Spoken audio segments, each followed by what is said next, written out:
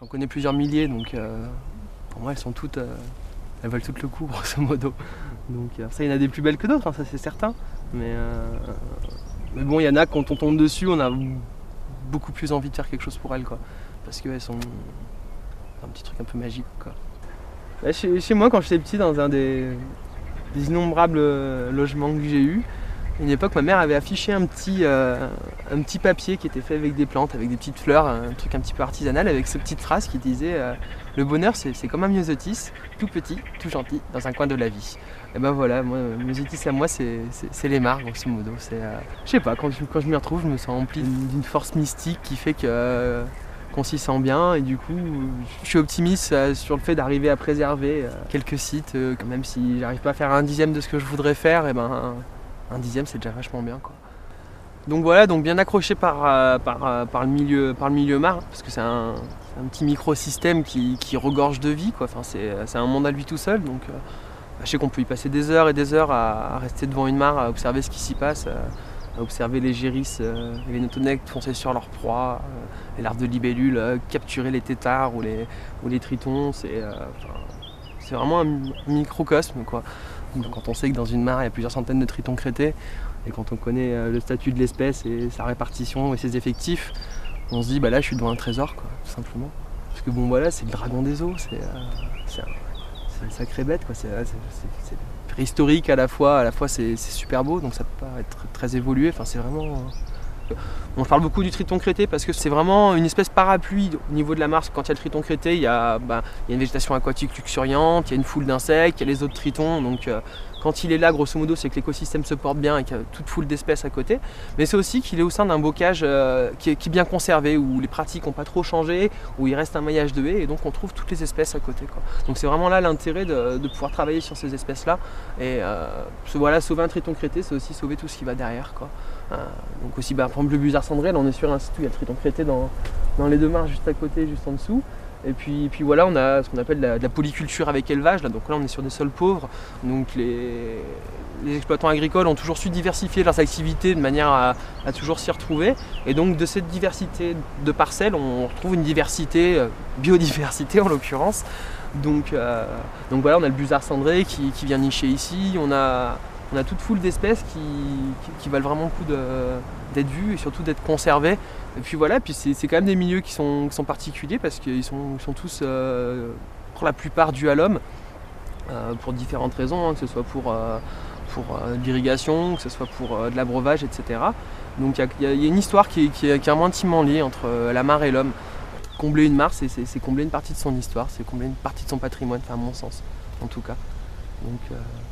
Donc voilà, donc de recréer une mare, c'est ça qui est émouvant, parce que c'est l'homme qui remet derrière des coups de pelle et des coups de pioche pour recréer un milieu, mais là ça n'a plus forcément une utilité pour l'homme, c'est vraiment pour maintenir une biodiversité certaine, hein, parce que les amphibiens, il n'y a pas non plus 36 espèces, on trouve grosso modo 14 dans la région, 12 dans le département, donc tout de suite quand on a une mare avec 5 espèces d'amphibiens, c'est vraiment une réelle richesse, quoi.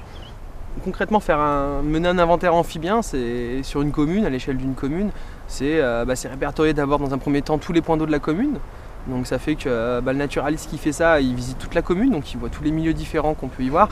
Et puis bon, quand on cherche des mares, si on n'est pas que batracologue, à la fois ornithologue, on a les oreilles qui traînent, et donc on découvre tout un tas d'espèces d'oiseaux qui elles aussi sont patrimoniales. Mais bon, c'est une logique d'avoir la connaissance, parce qu'on, toujours pareil, on ne protège bien que ce qu'on connaît bien. Il y a un coin de mal là-bas, ouais.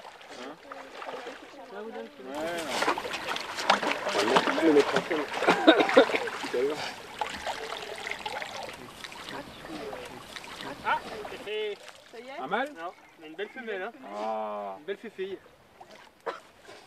Tellement être un peu petit le tupperware s'il faut qu'on mette que des côtés dedans. Donc ça vaut de l'or, hein. Non, mais c'est une machine à protéger les milieux naturels, cette espèce, quoi. Surtout que maintenant, son habitat terrestre, il va être protégé, donc ça veut dire que le boisement qui est à côté, qui est lié au triton, il est protégé, quoi. C'est une sacrée bête, quoi. Avec ce ventre là qui est magnifique. Bon, voilà.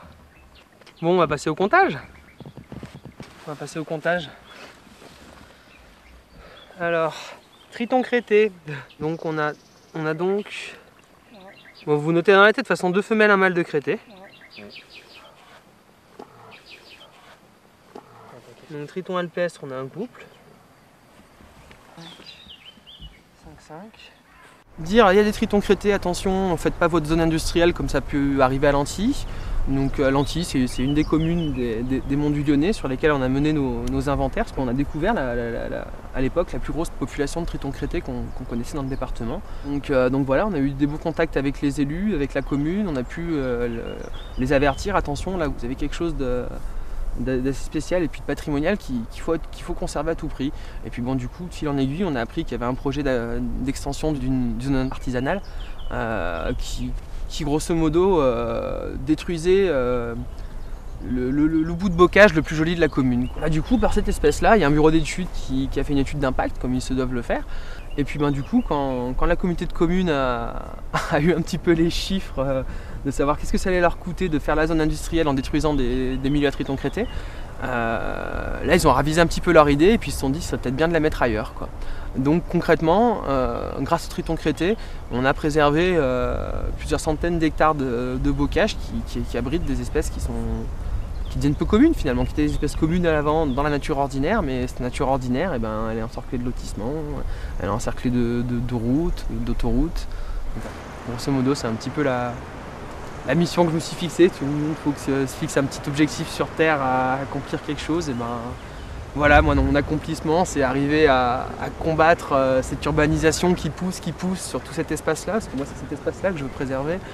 Et ben voilà, si j'arrive à préserver des petits morceaux, même si c'est des petits timbres-poste, et ben j'aurais déjà gagné quelque chose à Milan.